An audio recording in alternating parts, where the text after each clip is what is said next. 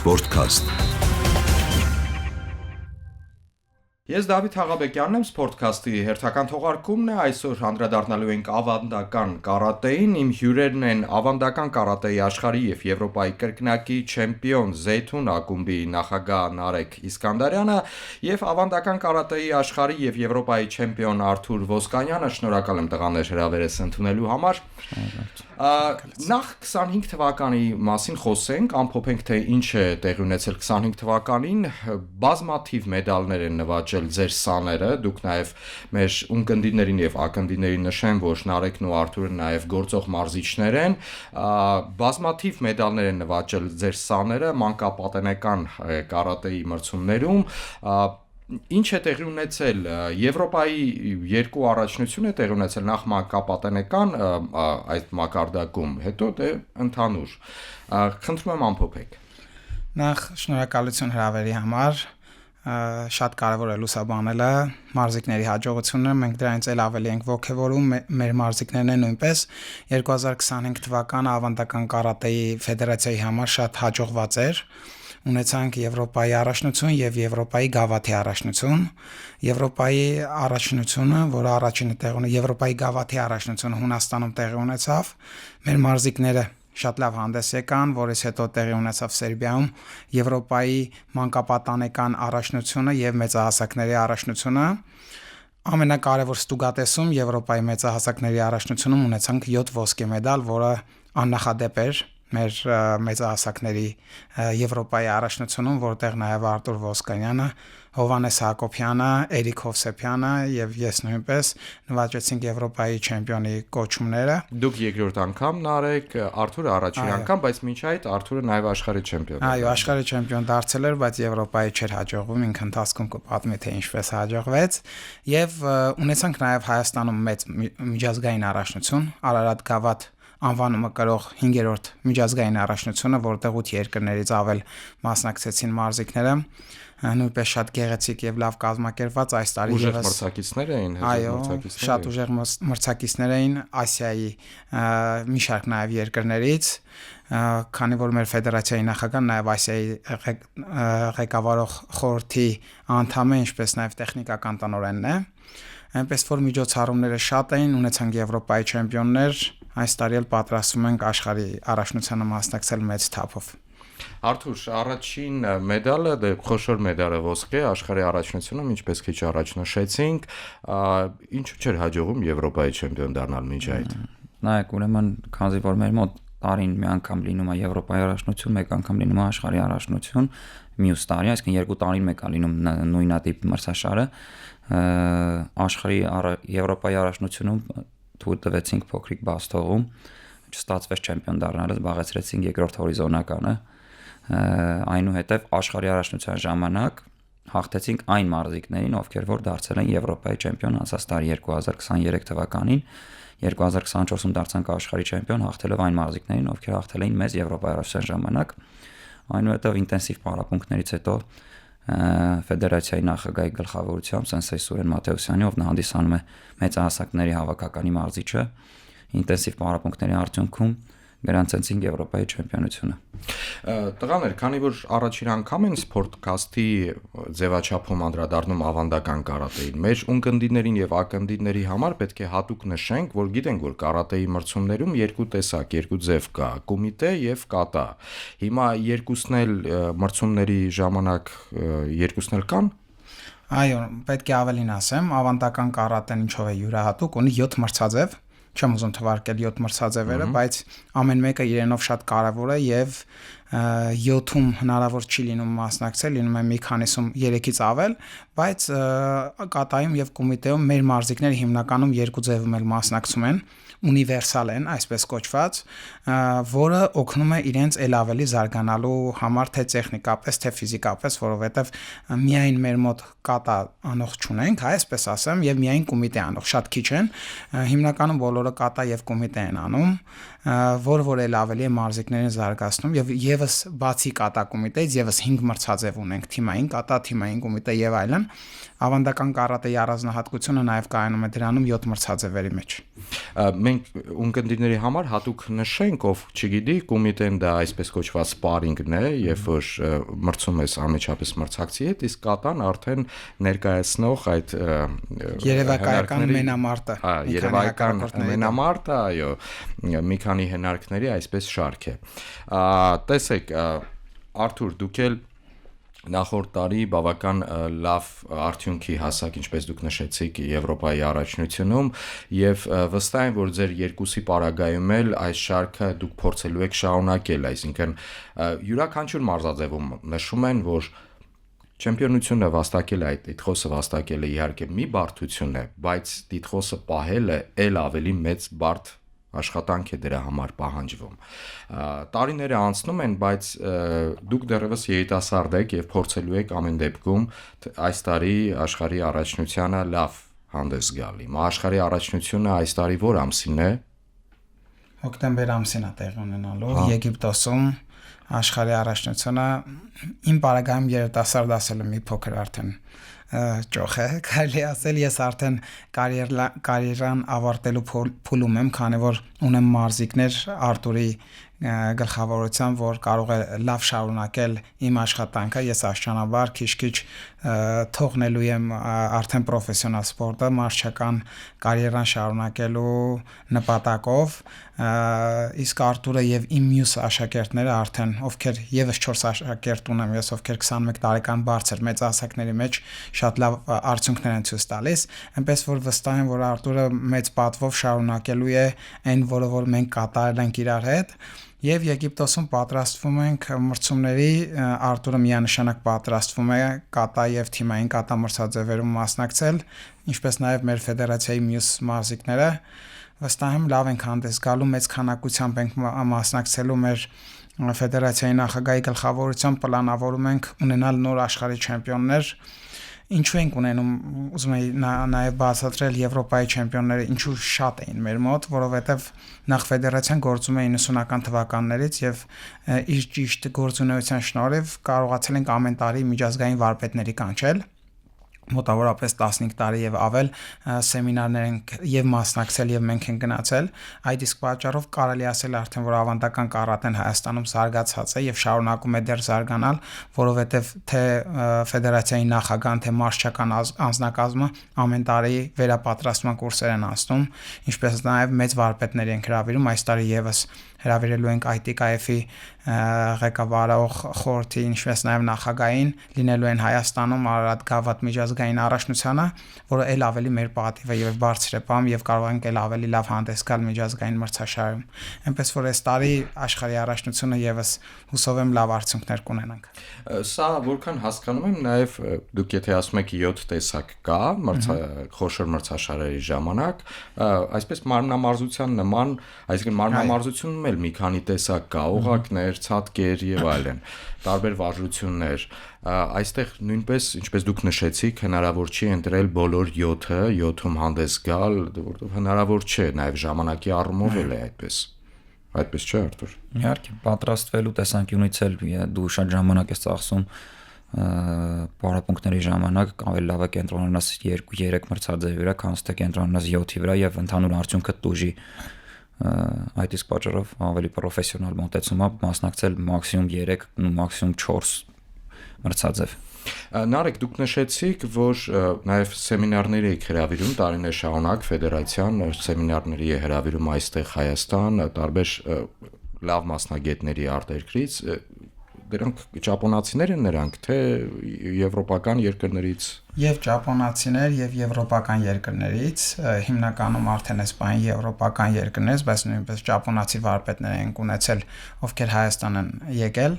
եւ ովքեր որ գալիս են Հայաստան, ես կարող եմ ասել, իրենք կարելի ասել նույնիսկ ապշած են թե Հայաստանում այս փոքր երկրում եւ նույնիսկ երևի շատերը չեն էլ իմացել մինչ մեզ հանդիպելը Հայաստանը, թե որտեղ է գտնվում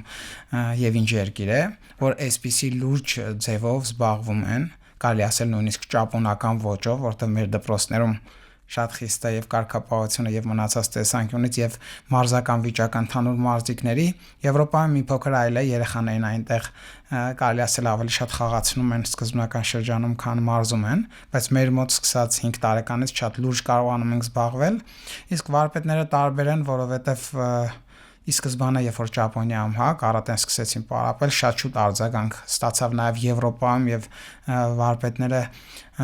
նաև կա այստեղ մենտալիտետի հարց, որ ճապոնացի վարպետները իրենց գիտելիքները շատ չեն ուզում փոխանցել, իրենք ի վերուստ այդպես են, իսկ եվրոպացիները կարելի ասել գումարի դիմաց շատ հեշտ կարողանում են իրենց լուրջ նաև լուրջ մոտեցում են ցույց տալ, նաև կարողանում են իրենց գիտելիքները փոխանցել։ Հետաքրքիր մի կետի անդրադարձակ դուք նարեք։ Ես ինքս երկար տարիներ զբաղվել եմ այկիդո մարտարվեստով։ Այն ինչ որ դուք քիչ առաջ ներկայացրեցիք ձեր մարտարվեստում, նույնը նաև այնտեղ է։ Ճապոնական դպրոցն ու ենթադրենք այլ մայրցամաքներում մյուս դպրոցները Եվրոպայում ենթադրենք բավական մեծ տարբերություն ունեն։ Մենք երբ որ ճապոնացի մարզիչներ էին գալիս, այդպես չգիտեմ 5-րդ դանի վարպետ եւ այլն գալիս են, իրենք այո, որոշակի գաղտնիքներ փորձում էին բացել, բայց այնինչ թույլատրվում է այլազգի մարզիկներին։ Իրենք այդպես էին գործին նայում։ Եվ դպրոցների տարբերություն կար։ Իմ ուսուցիչը շատ անգամ սկզբնամասում մենք կարծես չասեմ պատկանելություն, այլ մտնում ենք ընդհանուր եվրոպական ասոցիացիայի մեջ մեր ակումբով այկիդոյի Երևանյան, բայց հետո զգացինք սենսեյ ասեց, դե գիտեք կարծես ճապոնական դպրոցը այլ մակարդակի է, այս եվրոպականը մի քիչ ներեցեք, բայց բալետի է նման, ինքը այդպես է ներկայացնում։ Հետո արդեն անցանք ճապոնականի եւ այդ ճապոնական դպրոցի այդ գաղտնիքներին, որ սկսեցին քիչ այդ գաղտնիքները ուսումնասիրել, իհարկե այն ինչ որ մեզ մատուցվում էր, ոչ ավելի։ Տեսանք թե ինչ մեծ տարբերություն կա։ Նույնն էլ ձեզ մոտ որքան հասկանում եմ Արթուր։ Անշանակ մենք ճապոնացի վարպետ մեզ մոտ եկել է 90-ական թվականներից նախկինում եկել է Սենսեյ Հիդետակա Նիշիաման, շատ հզոր վարպետ է եղել, այնուհետև իր գիտելիքները փոխանցելով իր սաներին Սենսեյ Յորգային, Սենսեյ Կավիչինսկին, Վլադիմիր, այնուհետև այդ վարպետներն են շարունակել, այնը այժմ ավելի ժամանակակից վարպետներ կան, որոնք այդ ժամանակում էլի գործել են, բայց ներկայիս պահին ավելի կրթված, ավելի ժամանակակից վարպետներ են, այս տարի հրավիրելու ենք իտալացի վարպետ, ով շատ մեծ գիտելիքներ է փոխանցում մեզ եւ մրցաշարերի ժամանակ շատ օգնում է դա մեզ։ Մեր ունկնդիրներին եւ ակնդիրներին եւս մեկ անգամ հիշեցնեմ, որ իմ հյուրերն են ավանդական կարատեի աշխարհի եւ Եվրոպայի կրկնակի չեմպիոն Զեյթուն ակումբի նախագահ Նարեկ Իսկանդարյանը եւ ավանդական կարատեի աշխարհի եւ Եվրոպայի չեմպիոն Արթուր Ոսկանյանը։ Նարեկ եւ Արթուր, եւս մի հարցի անդրադառնանք, տարբեր մարզաձևերում, նաեւ այն մարզաձևերում, որոնք շարունակաբար զարգացվում են այստեղ մեզ մոտ Հայաստանում, կան խնդիրներ կապված ֆինանսական ինչ-որ գործոնների հետ։ Այդ դրանք, եթե այդ ֆինանսական խնդիրները լուրջ են լինում, կարծես խոչընդոտում են հետագա զարգացմանը մարզաձևի այստեղ Հայաստանում եւ այսպես ասած դպրոցների նոր բացմանը եւ այլն։ Այստեղ ավանդական կարատեի պարագայում արդեն 3 տասնամյակ է մենք կարծես չեմ կարող ասել այսպես լավ չեմ տիրապետում ընդհանուր ներքին խոհանոցին այսպես ասեմ, բայց ամեն դեպքում դրսից որ նայում ենք տեսնում ենք որ խնդիրները այդպես բազմազան չեն եւ կարծես զարգացման վրա ակնհայտ չեն ազդում։ Դրսից որ նայում ենք այդպես է, բայց իրականում խնդիրները շատ են եւ ֆինանսական խնդիրները եւ մնացած հարցերը, որը գալիս է նույնպես ֆինանսական խնդիրներից, քանի որ այստեղ ունենք շատ լավ մարզիկներ, սակայն ֆինանսի պատճառով երկրից դուրս գնալը դժվարանում է, այսինքն եթե մենք կարող ենք 20 մարզիկ տանել, ֆինանսապես կայուն չլինելու պատճառով քիչ ենք կարողանում, բայց պետք է ի պատիվ մեզ նշեմ, որ մեր ֆեդերացիան արդեն կարողանում է իր իսկ, անդամավճարների հիման վրա գոյացած գումարներով անցյալ տարի 15 մարզիկ որը էլի աննախադեպ թվով կարողացել է անվճար տանել Եվրոպայի առաջնությանը, այսինքն մեր ֆեդերացիոն լավագույն մարզիկները երբեք չեն մնում Հայաստանում եւ իրենց ֆեդերացիայի նախագահի գլխավորությամբ կարողանում են անվճար մասնակցել մրցաշարերի եւ 14 տարեկան բարձր սև գոտիները հովանավորվում են ֆեդերացիայի կողմից։ Այս վերջերս համագործակցում ենք նաեւ Հայաստանում ոչ օլիմպիական միության մարզաձևերի միության հետ, ովքեր նույնպես մեզ աջակցում են, որի համար շնորհակալություն ենք հայտնում նաև իրենց, եւ ընդհանուր առմամբ ֆեդերացիայի կուտակված բյուջեի խնայողություններով ենք կարողանում առաջ գնալ։ Շատ լավ կլիներ, որ այլ աջակցություն նույնպես ունենայինք, որովհետև մարզիկները շատ լավն են, իսկ փորձ ունենալու հաղթելու համար մեզ պետք է ավելի շատ մրցաշարեր, ավելի շատ մասնակցություն տարբեր այլ մրցաշարերի։ Բայց հիմա ավելի լավ է, քան մի քանի տարի առաջ, այնպես որ շնորհակալ ենք այս իրավիճակի համար, ասում են ամեն օր շնորհակալություն հայտնեք եւ անցեք առաջ, այնպես որ մենք չենք բողոքում, մենք քիչ ֆեդերացիաներից ենք, որ ոչ մեկից չենք սպասում, մենք այդպես ենք որոշել, որ մենք պետք է շարունակենք, ոչ մեկին չենք ասում, որ չենք բողոքում, միայն առաջ ենք փորձում գնալ եւ այս տարի էլի մասնակցելու ենք մրցաշարերի, իսկ այդ գումարները միանշանակ կհայթայթենք լավ աշխատանքի շնորհիվ։ Եվ իզարմանս բոլորիս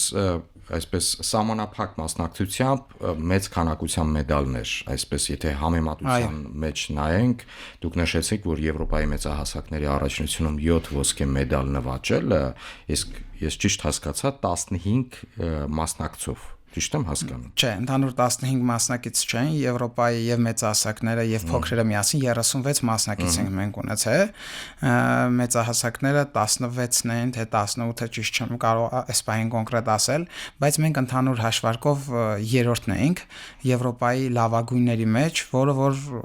քիչ քանակության դեպքում լավագույն արդյունքներից է։ Մենք միայն խնդիր ունենք, որ աղջիկների մասնակիցներ շատ չունենք եւ այլն, որովհետեւ քանակություն չենք կարողացել ապահովել, իսկ աշխարհում անցած տարի եղել ենք 5-րդը, իսկ աշխարհի հզորագույնների մեջ լինել 5-րդը, իսկ Եվրոպայում 3-րդը դա մեր մեծ աշխատանքի եւ նաեւ Հայաստանում ավանդական կարատեի մեծ զարգացվածության շնորհիվ է, բայց չենք պատրաստվում բավարարվել 3-րդով կամ 5-րդով, պետք է այս տարի ել ավելի ուժեղացնենք, որտեղ մյուս թիմերը, ովքեր մասնակցում են 50 եւ ավելի մարզիկներով են մասնակցում։ Մենք վստահ ենք հիմա Եգիպտոսում աշխարհի առաջնությանը կոնկրետ Եգիպտոսի թիմը, որը լավագույններից է աշխարհում, 100 եւ ավել մարզիկներ են ունենալու, բայց մենք երբեք չենք վախենում, չենք հանձնվում, միանշանակ գնալու ենք առաջ լավագույն արդյունքների ետևից։ Արդեն վերջնամասում վերջնականորեն ամփոփելով 2025 թվականի ընթացքում արվածը մենք կարող ենք նշել, որ նաև մրցաշարերը, դուք նշեցիք մի քանի մրցաշար, նաև ներսում, Հայաստանի ներսում այստեղ իրականացված կազմակերպված մրցաշարերի քանակությունը բավական շատ էր։ Ճիշտ եմ ասում։ Բավական շատ էր, ակումբային առաջնությունները ամբողջ մեր ֆեդերացիայում մոտավոր 50-ից ավել ակումբային առաջնություններ տեղի ունեցավ տարբեր ակումբներում, մշտապես տեղի ունենում Հայաստանի գավաթի առաջնություն եւ Հայաստանի առաջնություն, որից հետո Հայաստանի առաջնությունից, ինչպես նաեւ լիգայի առաջնություն է տեղի ունենում, մարզիկները հավաքում են համապատասխան միավորները, իսկ վերջնական ամփոփումը տեղի է ունենում Հայաստանի առաջնությունից հետո եւ կազմվում է հավաքականը։ Այսինքն հավաքականի անդամ չեն դառնում մեկ մրցաշարով կամ երկու, տարվա ընթացքում 5-ից ավել մրցաշարեր է տեղի ունենում եւ լավագույն մարզիկները հավաքած ամենաբարձր միավորները, ինչպես նաև լիգայի առաջնությունում, իրենց արդար տեղն են զբաղեցնում հավաքականի կազմում։ Վարկանիշային Աղյուսակ կա, այո, որը օրինակ մյուս ամսվա վերջ առաջի լիգայի առաջնությունն է, հետո հաջորդ ամիս եւ այլն, միջև մենք կարողանանք միջև հոկտեմբեր հասկանալ, որ մարզիկն է լավագույն մարզավիճակում եւ որն է պատրաստ Հայաստանը բարձր մակարդակով ներկայացնելու, որովհետեւ մենք երբ որ մեր դրոշը կրում ենք մեր կրսկավանդակի վրա, մենք պետքա լավագույնը եւ մենք վատ մարզիկ երբեք, որը լավ պատրաստված չէ, վատ մարզիկ չասեմ, երբեք չենք տանում աշխարհի եւ Եվրոպայի առաջնությանը։ Իսկ Հայաստանի առաջնությունից հետո միջազգային Արարատ Cup առաջնություն, որից հետո հաջորդ մրցաշարը արդեն բաց առաջնություն է Արարատ գավաթը, որին կարող են մասնակցել եւ աշխարհի եւ Եվրոպայի ցանկացած երկրներ, որից հետո արդեն մեկնում ենք Եվրոպայի կամ աշխարհի առաջնությանը, կախված նրանից թե այդ տարի որ մրցաշարն է։ Այնպես որ մեծ եւ երկար ճանապարհ է մարզիկը անցնում, որ կարողանա մասնակցել Եվրոպայի կամ աշխարհի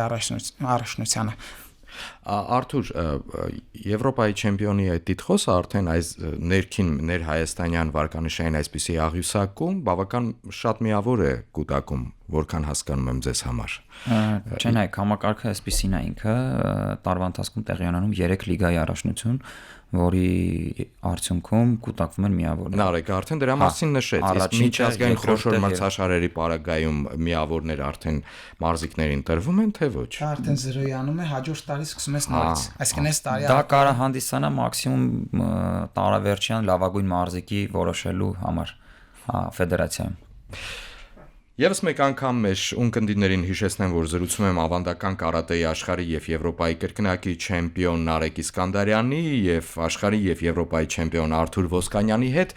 Տղաներ, արևելյան մարտարվեստների մասին խոսելիս բոլորս լավ հասկանում ենք, նույնիսկ այդ մարտարվեստով չզբաղված մարդը քիչ շատից գիտի, որ այդ մարտարվեստները պարզապես մարտարվեստ չեն, դրանք նաև գաղափարախոսություն են եւ մշակույթ են։ Այսինքն ձեր սաները ձեզանից ստանում են նաև որոշակիորեն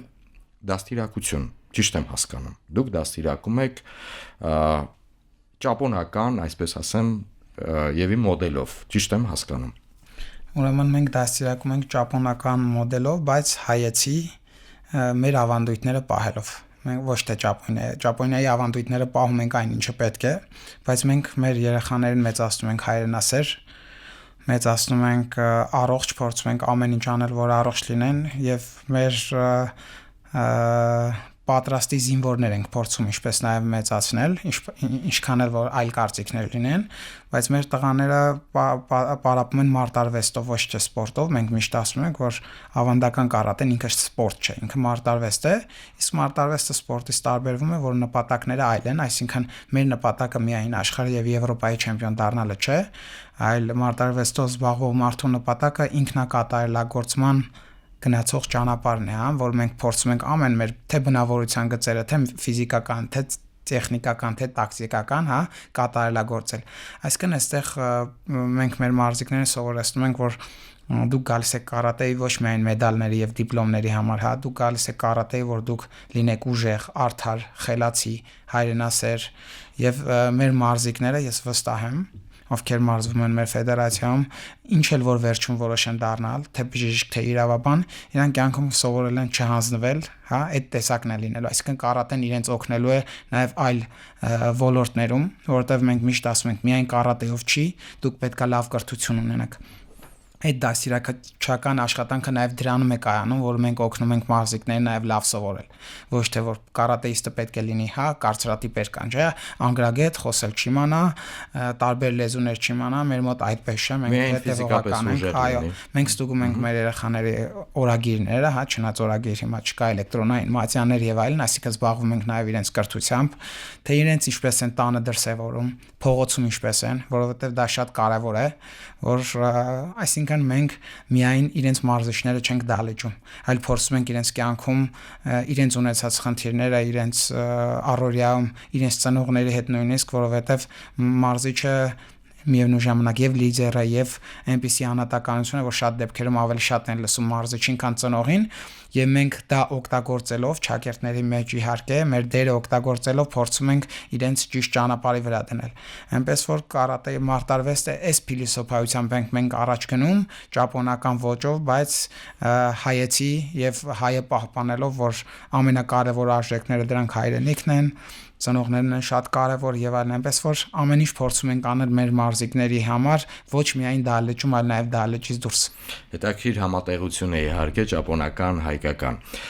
Տեսեք, ձեր ներկայությունը այս ստուդիայում ինձ հնարավորություն է տալիս մի շատ նուրբ կետի նաեւ անդրադառնալ։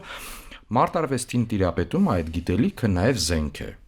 Իմ մարզիչը, իմ ուսուցիչը շատ անգամ նշում էր եւ երբեմն նաեւ անդրադառնում էր քրեական օրենսգրքին։ Նշում էր որ դեպքում մարզիկը, այսինքն այդ գիտելիքին տիրապետողը, այդ զենքին տիրապետողը իրավունք ունի գուցե դա կիրառելու եւ այդ կիրառության սահմանափակումները շատ մեծ են։ Իմ ուսուցիչը միշտ նշում էր, որ փողոցում որքան էլ որ դուք լավ ես տիրապետում մարտարվեստին այդ հնարքներին, մի կիրառի, երբեք մի կիրառի, հնարավորին չափ մի կիրառի։ Միայն շատ հազվադեպ դեպքերում ինքնապաշտպանական նպատակով։ Միայն դա։ Վստահ եմ, որ ձեր պարագայում նույնն է։ Այո, իհարկե, մեր պարագայում նույնն է դա, ուղղակի պետք է տիրապետելով այդ ամենին, թե զենքի վարպետությանը, թե տեխնիկայի վարպետությանը,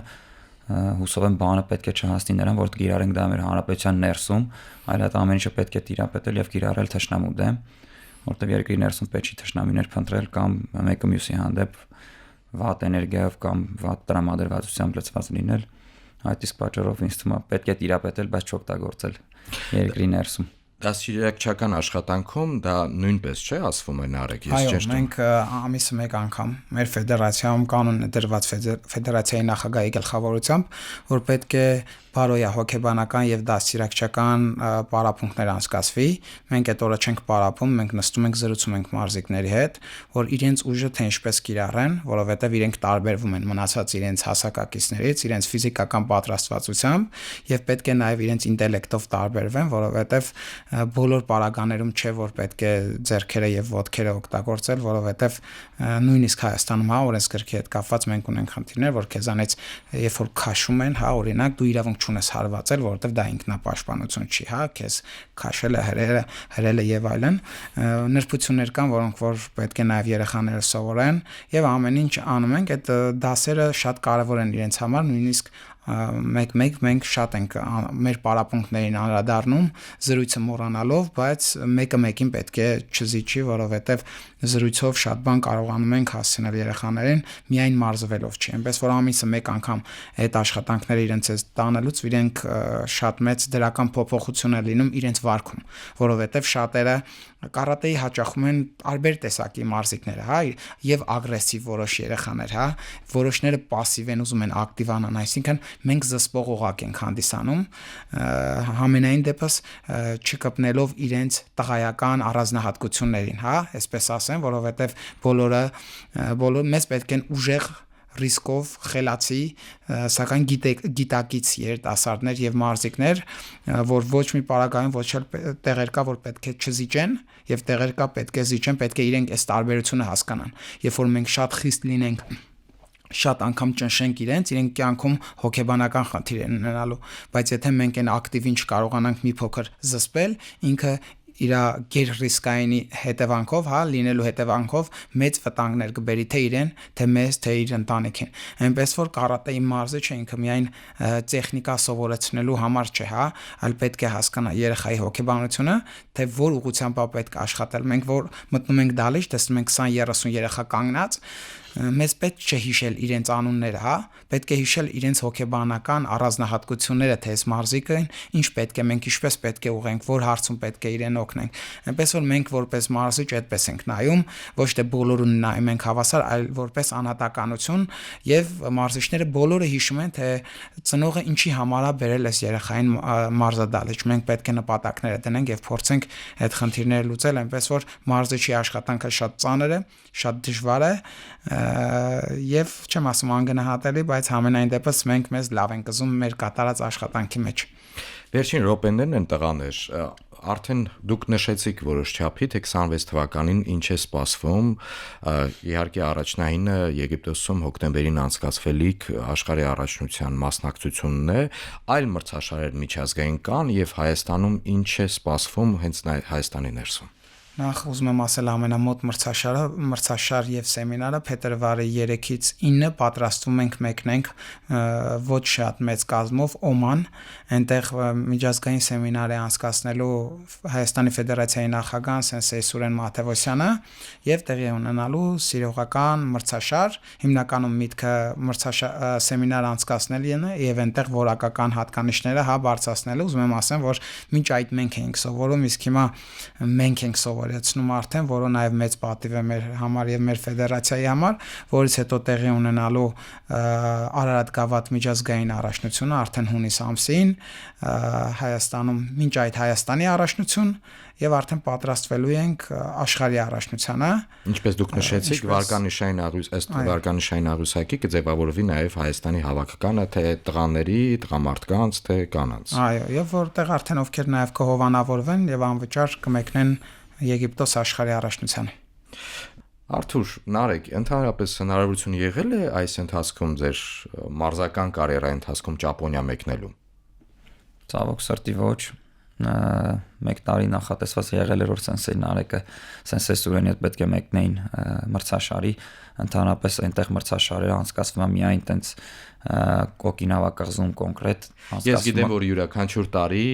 կայսերական այսպես մարտարվեստների փառատոն է անցկացվում Ճապոնիայում, Կիոտո քաղաքում կայսերական Նույնպես ավանդական կարատեին այնտեղ անդրադարձ կա։ Անդրադարձ եղել է, հրավերը եղել է, սակայն մեր մի շարք այլ խնդիրների պատճառով չենք կարողացել մեկնել, սակայն այս եւ մյուս տարի պլանավորում ենք որ մեկնել, որովհետեւ չենք կարող չմեկնել, որտեղ որ կարատեն սկսել են պարապել։ Մենք 2 օր առաջ մենք մարզիկների հետ ենք խոսում, որ պլանավորում ենք ու պատրաստվում ենք, այնպես որ հնարավորություն դեռևս ընձեռնվելու է, բայց մեր ամենագլխավոր նպատակներից մեկը Հայաստանում եւ հայ մարզիկներին ուժեղացնելն է, սակայն մեկնելը իմանալը այնտեղ եւ մի շարք ավանդույթներին նաեւ տիրապետելը շատ կարեւոր է։ Շնորհակալ եմ տղաներ, մեր ունկնդիրներին եւ ակնդիրներին հիշեցնեմ, որ զրուցեցի ավանդական կարատեի աշխարհի եւ Եվրոպայի կրկնակի չեմպիոն Զեյթուն ակումբի նախագահ Նարեկ Իսկանդարյանի եւ աշխարհի ու Եվրոպայի չեմպիոն Արթուր Ոսկանյանի հետ։ Սա Sportcast-ի հերթական թողարկումն էր, մեր տեսագրությունը հարգելի ունկնդիրներ, հիշեցնեմ կարող եք դիտել Հանրային ռադիոյի պաշտոնական Facebook-յան էջում եւ YouTube-յան ալիքում։ Շնորհակալ եմ, ես Դավիթ Հաղաբեկյանն եմ, առայժմ։